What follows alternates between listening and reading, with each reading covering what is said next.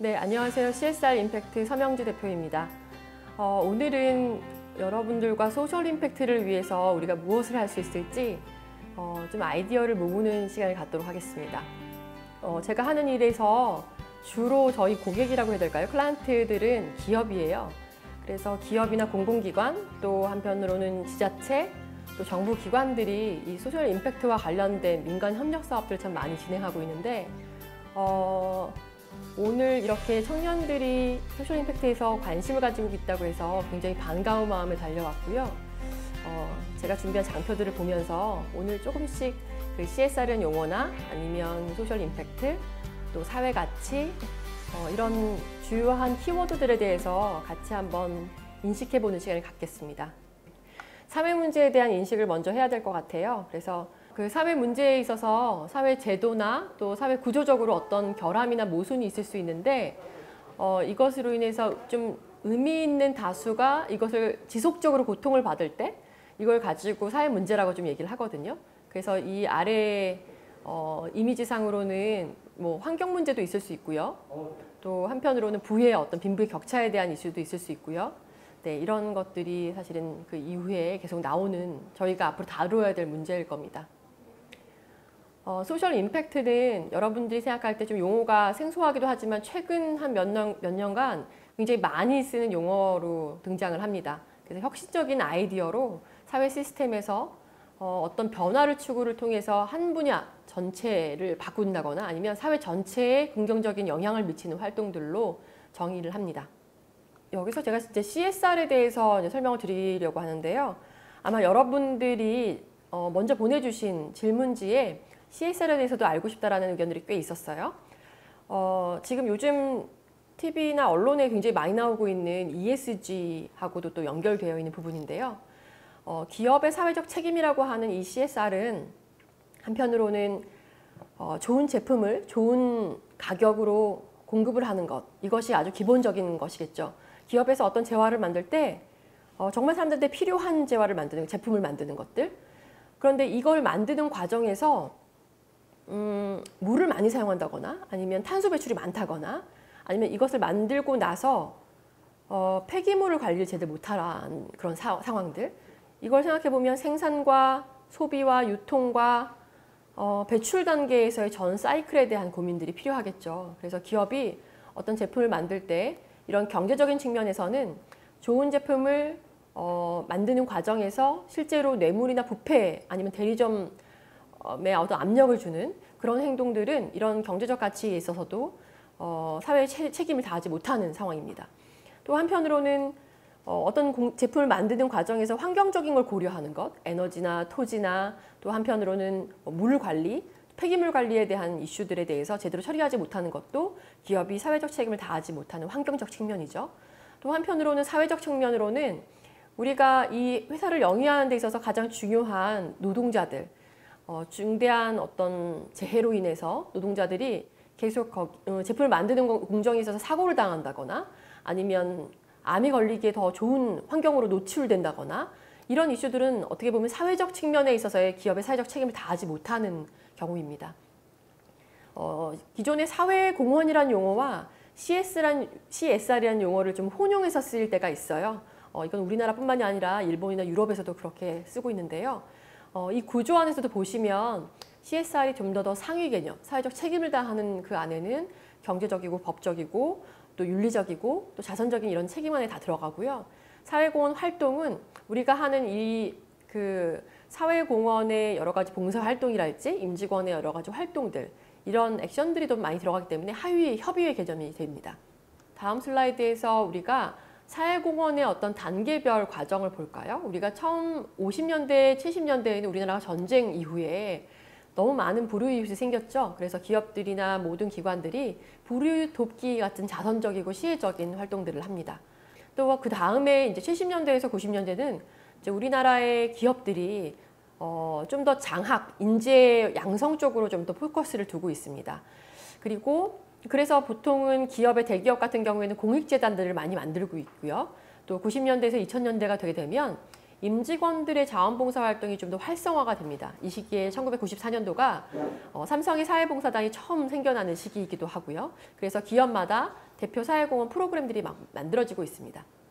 2000년대에서 2010년대에 들어서면서 각 기업마다 거의 똑같은 봉사활동을 하기보다는 기업의 업 특성에 따라서 업에 맞는 대표 전략 프로그램들을 만들죠. 그래서 이걸 통해서 공급망 CSR이라고 해서 그때 한참 기업들이 해외 현지화 전략으로 베트남이나 중국이나 이렇게 인도네시아로 나가게 되면 그 현지에 맞는 복지 정책, 그 현지에 맞는 여러 가지 지원 정책들을 같이 펴면서 공장의 노동자들에게 지원을 하는 형태로 바뀌게 됩니다.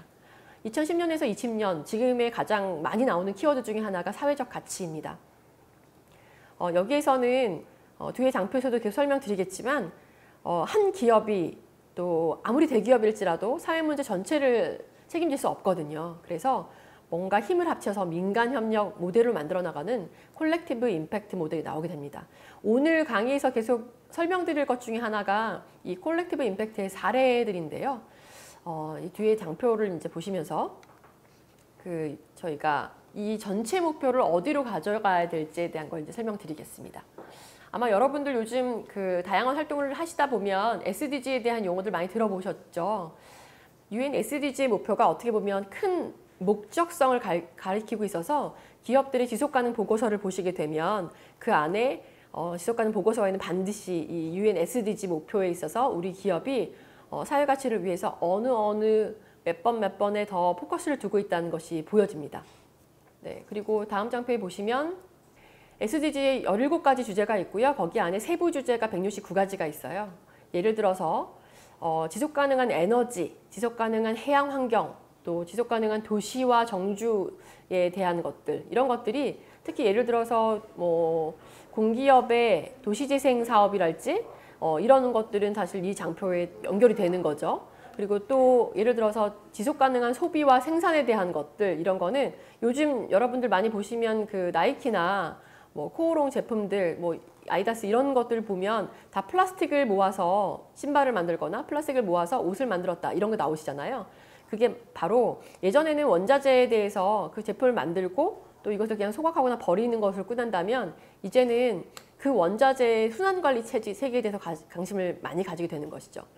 자, 이런 주제들에 대해서 이제 어떻게 하면 SDG에 대해서 잘 진행되는 것일까 한번 사례를 들어볼게요. 여러분들도 많이 입고 다니는 파타고니아 옷 아시죠? 파타고니아가 처음부터 이런 사회적 책임을 잘했다기보다는 이 보스턴에 있는 매장에서 어떤 이슈가 생깁니다. 매장에 이제 옷에 이제 사이즈가 다 다를 경우에 이제 요청을 하잖아요. 좀 다른 치수로 올라달라고. 그래서 이 창고에 가서 직원이 옷을 가지러 갔는데 올라오질 않는 거예요. 왜 그런가 봤더니 창고에서 재고 제품들이나 이런 제품들에서 유발되는 포름알데히드가 너무 많이 나와가지고 거기서 쓰러진 것이죠. 그래서 이제 원인을 찾게 되다 보니까 그 원인이 이런 원재료에 대한 공급의 이슈가 생겼다는 것이죠. 그래서 이것을 제조하는 면화 농장으로 가서 우리가 지금 유기농을 쓰지 않을 때와 이렇게 농약을 쳤을 때는 어떤 변화가 있는지를 한번 체크를 해봅니다. 실제로 경비상으로는 일반 유기농을 사용했을 때와 그냥 농장에서 농약을 많이 쳤을 때는 제품의 생산율 자체가 거의 1.5배에서 2배 정도 차이가 나는데요. 그러다 보니 이게 이렇게 나쁜 원료가 됐던 것을 몰랐던 거죠. 그래서 모든 제품에 있어서 전체 공정을 한번 트래킹을 하게 됩니다. 또 마지막에 있는 그 마케팅 그림인 우리 옷을 사지 말라는 그것은 마케팅으로서도 되게 의미가 있는 거였는데 사실은 이 뒤에 장표도 나오겠지만 전체 우리가 사회적으로 영향을 미치고 있는 여러 폐기물 중에 가장 문제가 되는 것이 의류고요. 또 하나가 건축 폐기물이거든요. 그래서 의류 같은 경우에는 지금 너무나 많은 패스트 제품들로 빨리빨리 계절 넘어가기도 하고 한 계절 입고 다 버려버리는 게 유행처럼 진행하고 있잖아요. 근데 그러다 보니 너무나 많은 제품들이 버려지고 또 팔지도 못하고 처리가 되고 유통 단계에서 다 소실되고 이렇게 되는 경우가 많습니다. 그래서 이런 것들이 전체 우리가 제품을 파는 것이 기업의 이익에선 좋지만 우리가 좀 더 옷을 수선을 해서 더 오래 입게 하고 더 적극적으로 팔지 않게 하는 것으로 마케팅 정책을 세우게 되는 것이죠. 우리가 입는 이런 면티 한 장, 사실은 몇천 원밖에 안 하지만 이 옷을 만들기 위해서 들어온 여러 가지 물, 네, 또 그리고 청바지 만들 때 들어간 여러 가지 탄소 배출량, 우리가 이런 거 생각해 보지 않고 또 거기 우리가 살고 있는 그 제품의 가격에 이런 환경 비용이 거의 들어가지 않고 있습니다. 아주 저렴하게 우리는 계속 새롭게 패셔너블하게 옷을 입고 있지만 이것이 결국은 그 뒷단에 가게 되면 이런 폐기물이 지금 제3세계의 옷이 가서 그들이 옷을 새롭게 입는 것이 아니라 우리 동네마다 보면 옷 수거함이 있잖아요. 이걸 통해서 제3세계의 이제 좀 어려운 국가에 옷이 가고 있다라고 우리는 인식하고 있는데 사실은 버려지고 있는 겁니다. 그 버려지고 있으면 이걸 또 동물들이 와서 먹어요. 그래서 전 세계적인 재앙이 계속 빈곤의 악순환이 되고 있는 것이죠. 그래서 우리가 이런 옷 입는 습관도 좀 달라져야 되겠고요. 계속 빨리 사고 버리는 것들도 제고를 해봐야 되겠습니다. 그 다음 장표 보면은 제가 아마 여러분들한테 권장도서처럼 좀 책을 추천해달라고 하셔가지고 또 공유했던 책이기도 한데요. 자본주의 대전환은 제가 다른 대학생들 수업에서 그 공유를 하면서 같이 읽고 있습니다. 그 안에 보시면 다양한 기업들이 어떻게 대전환을 하고 있는지, 또 유통에 대해서 아니면 어떤 산업을 새롭게 인식하고 있는지가 나오고 있습니다. 그래서 한번 읽어보시면 좋을 것 같고요. 뒤에 보시면 제가 말하는 여러 프로젝트들을 보시면서 우리랑 어떤 접점이 있지? 나랑 좀 연결되거나 접목되고 있는 관점에서 한번 생각해 보시고 그거에 대해서 다시 한번 얘기를 나누도록 하겠습니다. 아까 여러분 얘기하신 것 중에서 그 청년들이 참여할 수 있는 거 하니까 또 생각나는데 그 다음 장표 보시면 제가 이게 처음 진행한 그 제주 프로젝트는 행정안전부랑 같이 진행을 했는데 보통 부처에서는 어떤 프로젝트 진행할 때 이렇게 중장기로 못 가거든요. 근데 어쨌든 이 바다 쓰레기에 대한 것이기 때문에 그 다음 해인 2020년도에 해양수산부에서 연락이 왔어요. 그래서 해수부의 바다가꾸기라는 프로젝트로 이걸 계속 연이어서 진행해보고 싶다라고 의견을 주셨고요. 그래서 해수부 유관기관들과 또 기업들, 여기서 기업은 바닷가에서 그 사업을 하고 있는 기업들 중에 어떤 게 있을까요? 뭐 포항 같은 경우에 포스코, 또 현대중공업 같은 경우에는 거제나 뭐 통영이나 이런 뭐 미포조선 있는 쪽, 뭐 이런 식으로 각 거점이 해안가에 위치한 산업들이 있거든요. 그런 기업들은 자발적으로 CSR 활동으로 해양 정화 활동을 하고 있어요. 특히 포스코는 지난 10년 전부터 임직원들을 다이버 교육을 시켜가지고 정기적인 봉사활도 진행하기도 하거든요. 그래서 이런 활동들이 있었어요. 근데 뭐 영상 업체들이 굉장히 많지만 보통 SNS, 인스타 홍보를 많이 하거든요. 이런 프로젝트를 알리기 위해서. 그럼 제 생각에는 일반 업체들한테 하게 되면 좀 일 삼아서 진행할 것 같은 느낌이 들었어요. 그래서 학교를 찾아갑니다. 그래서 서울예술대학교하고 수원대학교 학생들한테 그 수업 시간에 저희가 한 학기 과제로 이렇게 환경 문제에 대한, 특히 해양 쓰레기에 대한 경각심을 저희가 안내를 하고요. 그것을 수업 안에서 특히 디지털 미디어학과랄지 인터랙티브과 같은 경우에는 그 과제로서 그걸 진행을 했습니다. 그래서 뭐 온라인 포스터 같은 것도 만들어 주시고 영상물 같은 것도 만들어서 저희 인스타에 그것이 자료가 올라갔는데요. 정말 기대 이상으로 정말 많은 작품들이 올라오게 되고 그걸 통해서 학생들도 되게 도움이 됐지만 저희 또한 많은 이들한테 그걸 확산할 때 되게 의미가 있었어요. 그래서 참여할 수 있는 여지도 굉장히 많다. 물론 이런 공공적이거나 아니면 어떤 프로젝트에 접근하는 것이 좀 어려울 수 있겠지만 일단 제가 또 그 성남 청소년 재단하고도 같이 연결됐으니까 여러분들이 하시는 이런 활동들이 큰 우리 관심 있는 프로젝트들 굉장히 그 SDG에 맞는 프로젝트를 많이 신청하셨더라고요. 그래서 그런 프로젝트들이 앞으로 진행될 때 이렇게 같이 또 만들어 보는 것도 의미가 있을 것 같습니다. 지금 혹시 질문들 혹시 있을까요? 혹시 본인들이 제가 다 끝나기 전에 여러분들이 고민하고 있는 사회 문제, 내가 좀 이걸 좀 불편하게 생각하고 있었어요. 이거는 어떻게 생각하세요? 라고 하는 그런 게 있을까요? 증문즉답을 해볼까요? 저는 그 취약계층 쪽에 좀 관심이 많아가지고, 네. 그 노인이나 아동 쪽으로 관심이 있는데, 그런 쪽으로는 CSR 쪽으로 어떻게 도움을 준다면은 프로젝트를 어떻게 짜야 되는지 한번 궁금했거든요. 혹시 뭐 봉사활동을 해보신 적 있으면 주로 어느 쪽에서 하셨을까요? 저는 봉사활동은 보통 지역아동센터에서 많이 했어요. 네, 지원센터 아이들 어떤가요? 좀 까탈스러운 애들도 있고, 네, 그에 반면 굉장히 반가워해준 애들도 있고, 그냥 네, 평범한 아이들 같았어요. 네. 전국에 지어도 센터가 한 4,500개소 정도 있어요. 최근에 한 10년 동안에 가장 많은 기업의 CSR 지원 사업을 받았던 대상이 아동이에요. 왜냐하면 어떻게 보면 장애인이나 특정 여성, 예를 들어서 뭐 가정폭력이나 이런 그런 폭력에 노출돼 있던 여성 같은 경우에 접근성이 좀 떨어지고요. 뭔가 미래 세대에 대한 지원 이런 측면에서 지역아동센터 지원이 굉장히 많았어요. 예를 들어서 뭐 악기를 다루게 한다거나 아니면 뭐 IT 기업 같은 경우에는 디자인 솔루션을 제공해서 뭔가 뭐 만들어 볼 수 있는 그런 걸 한단 말이에요. 근데 여러분 생각해 보시면 너무 많은 프로그램에 노출돼 있어요. 어떻게 보면 일반 아이들보다 더 많은 프로그램에 노출돼 있다 보니까 너무 많이 알아버렸어요. 그래서 웬만한 거 가지고서는 재밌지도 않고, 그런데 실제 한 학기를 질질 끌려가면서 해봤지만 하고 나니까 너무 재밌는 거예요. 그러면 그때 기업들은 그동안 많이 지원을 했으니까 이제 프로그램을 중단한다. 또 다른 새로운 프로그램을 또 주기도 하거든요. 그러니까 대상과 맞춤형의 프로세스를 다 하기가 참 어려운 부분이 있어요. 그래서 아동 쪽 사업을 하고 싶으면 장기적으로 이 아이들이 어떤 이슈가 있는지를 또 봐야 되고요. 조금 도움이 됐을까요? 저는 또 질문 하나 더 있긴 한데, 네네네. 그 노인분들 고립된 그런 거는 좀 해결하려면 어느 부분으로 어떻게 접근해야 되는지 궁금했거든요. 네, 그 노인 같은 경우에는 독거노인 지원센터라는 그 조직이 또 있어요. 그 임직원들이 참여해서 아니면 일반인들도 참여할 수 있는데요. 전화로 말벗을 해드리는 그런 것도 있어요. 그래서 지금같이 코로나 시기에는 가정 방문하기 좀 어려우니까 기존에는 복지관으로 많이 사람들이 프로그램을 하러 나올 수가 있었는데 그동안의 코로나 시기에서는 대면 접촉이 어려웠기 때문에 전화나 이렇게 화상으로 진행을 하죠. 어른들은 그게 좀 어려우니까 아니면은 그냥 고독에 대한 대응이라기보다는 안전사고의 이슈가 있거든요.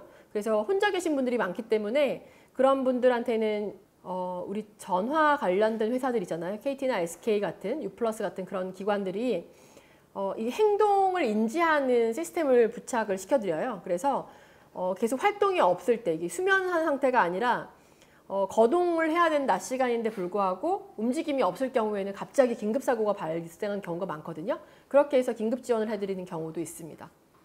우리가 사회적인 임팩트를 주기 위해선 그 아이한테 정말 필요한 것들이 무엇인지를 잘 파악해야 되고요. 단순하게 취약계층 노인과 아동에 관심 있어요 라기보다는 그 안에 노인의 어느 부분에 관심이 있는지 또 아동의 어떤 부분을 내가 돕고 싶은 건지 이런 걸 더 깊이 파악해 보는 것도 그 시작이 될 수 있을 것 같아요. 은영님이 다시 채팅을 주셨는데요. 다문화 가정에 대해 궁금했습니다. 다문화 쪽은 일단 언어의 문제가 가장 크겠죠? 언어가 좀 어렵다 보니까 자녀들 교육을 할 때 자녀들은 이제 우리 일반적인 학교에 들어가게 되고 그리고 이 인식의 차이들이 있어서 그런 접근성이 가장 어려워서 언어 관련된 지원을 가장 많이 하고요. 제가 아는 사회공헌 프로그램 중에서는 뭐 베트남이나 뭐 이런 필리핀 쪽 엄마들 같은 경우에 그 아이들이 어렸을 때 동화책을 많이 이제 읽어주지 못하니까 이런 기업의 임직원들이 이런 동화책을 녹음을 해줘요. 그래서 한국어를 많이 들을 수 있게 해서 아이들의 언어 능력을 좀 올려주는 그런 형태의 것도 이렇게 음성 녹음으로 이렇게 해서 하는 활동들도 있고요. 네, 그런 사례들이 있습니다. 자, 오늘 사실은 어떻게 보면 여러분들이 흔히 뉴스에서 접할 수 있는 내용들, 또 어떻게 보면 되게 큰 내용 같으면서도 사실은 작게 우리 생활에서 불편한 것들이 어떤 것인지, 이게 나만 불편한지 아니면 우리 또래 세대들에게 불편한 건지 아니면 이것이 어떤 제도로서의 완비가 필요한 건지 그렇게 생각해 보는 시간을 가졌어요. 우리가 뭐 어떤 사회 문제를 대단하게 해결한다기보다는 우리의 문제의식을 좀 생각하다 보면 그것을 해결할 수 있는 방안들이 굉장히 다양하다는 것. 그리고 아까 말한 것처럼 다문화에 관심 있다면 또 노인에 관심 있다면 아동에 관심 있다면 어딜 가면 그들을 만날 수 있을까 고민해 보시고 또 그들을 직접 만났을 때 내가 느끼는 그런 인사이트들 이들의 필요가 이런 결핍이 맞을까? 아니면 한편으로는 이런 도움이 정말 필요할까?를 물으려면 실제 그 상황에 들어가 봐야 되거든요. 그래서 그런 걸 주저하지 말았으면 좋겠고요. 또 한편으로는 우리 성남 청소년 재단이 그런 또 마중물 역할을 할 것 같아요. 그래서 여기 안에서 자유롭게 동아리 활동도 하시고 또 여러 가지 스터디도 같이 해보면서 그런 것들을 한 단계 한 단계 나아보면 어떨까 싶습니다. 오늘 여기까지 진행을 하려고 하는데요. 네, 감사합니다.